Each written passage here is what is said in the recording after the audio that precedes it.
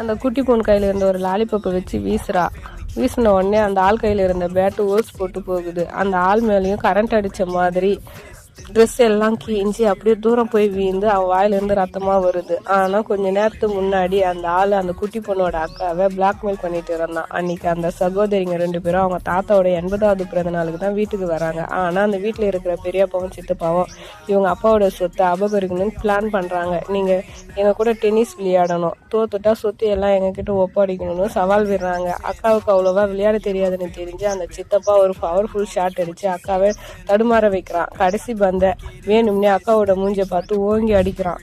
கரெக்டான நேரத்தில் அந்த குட்டி பொண்ணு அந்த பந்தை பிடிச்சிடுறா. அதே வேகத்துலேயே அந்த பேட்டும் 2ஆ உடஞ்சி போகுது. இவ்வளோ பெரிய ஆளுங்களாம் சேர்ந்து ஒரு பொண்ணை இப்படி கொடுமைப்படுத்துறீங்களே, உங்களுக்குலாம் வெக்கமே இல்லையான்னு அந்த குட்டி பொண்ணு கேட்குறா. அக்காவுக்காக களத்துலையும் இறங்குறா அந்த குட்டி பொண்ணு. உன்னை அடிக்க எனக்கு பேட்டெல்லாம் தேவையில்லை, இந்த லாலிபப்பே போதுன்னு சொல்கிறா அந்த குட்டி பொண்ணு. இதை கேட்டால் அங்கே இருக்கிறவங்க எல்லாரும் விழுந்து விழுந்து சிரிக்கிறாங்க. இவ தானே இந்த குடும்பத்திலே திறமை இல்லாத அந்த 4வது பொண்ணு, இவ லாலிபப்பை வச்சு விளையாட போகிறாளான்னு கிண்டல் பண்ணுறாங்க. ஆனால் அவள் அடித்த அதே ஒரே அடியில் அங்கே இருக்கிறவங்க எல்லாரும் வாயடிச்சு போயிட்டாங்க. அப்போன்னு பார்த்தா அந்த தாத்தாவோட எதிரி குடும்பமான ஷாவ் குடும்பத்தை சேர்ந்தவங்க திடீர்னு வராங்க. அவங்க ஒன்றும் சும்மா வரல, தாத்தாவுக்கு பிறந்தநாள் வாழ்த்து சொல்ல ஒரு பெரிய பூச்சொண்டோட வராங்க. ஆனால் அவங்க கூட பெரிய டேபிள் டென்னிஸ் வீரர்களையும் கூட்டிகிட்டு வந்திருக்காங்க. உங்கள் குடும்பத்தோட திறமையை எங்கள் ஆளுங்க கூட விளையாடி காட்டுங்க, இது எங்கள் சார்பாக ஒரு சின்ன பிறந்தநாள் பரிசுன்னு சொல்லி ஒரு சதித்திட்டமே போடுறாங்க.